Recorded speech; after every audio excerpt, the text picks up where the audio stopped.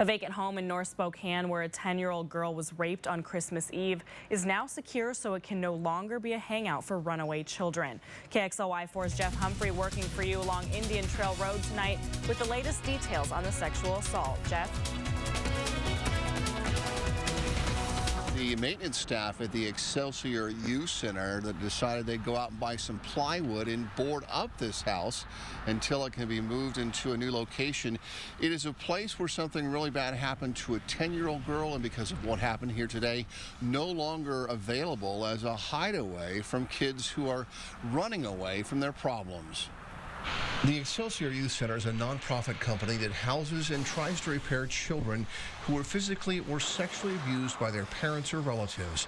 These kids are typically wards of the state. These are children that are exposed to chronic neglecting environments where their basic needs aren't being met, where they are exposed to violence, where they are exposed to drug and alcohol effects. And so the State Division of Children and Family Services pays Excelsior to help these youngsters recover from their traumatic experiences. The center staff apply a blend of respect, compassion, and accountability. They develop really structured service plans for these kids. They assess them, they work with us in the mental health community to assess and determine what the individual child's needs are, what the best interventions are, and then they support that work. The 10-year-old who was sexually assaulted Christmas Eve was a month into her programming here and doing well, but ran away to this nearby vacant house. But even if the Excelsior staff had known about her plans for a one-night getaway, it would have been illegal for them to physically restrain her from leaving. To Washington Administrative Code, which disallows them the ability to restrain a child, contain a child, secure a child under lock and key.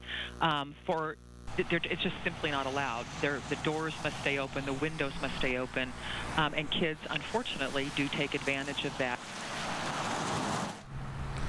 And so, Grace, the question is, should the state legislature modify those laws to allow facilities like Excelsior to lock up their campuses at least at night? And up until this point, the answer has been no. That's because these clients, these youngsters, they're considered victims. And after all the bad things that have happened to them, lawmakers don't want to also take away their freedom.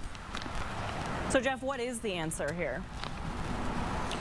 Well, the folks who run Excelsior, as well as the folks at DSHS, say that the community needs to get more involved in Excelsior's programs. The facility could really use some mentors as well as some businesses that might want to show these youngsters a good time at our bowling alleys or movie houses, because right now the only leash they have on these kids is a reward system that's based on respect and compassion. As we found out what happened here on Christmas Eve, that doesn't always work. Reporting live in North Spokane, Jeff Humphrey, KXLY4.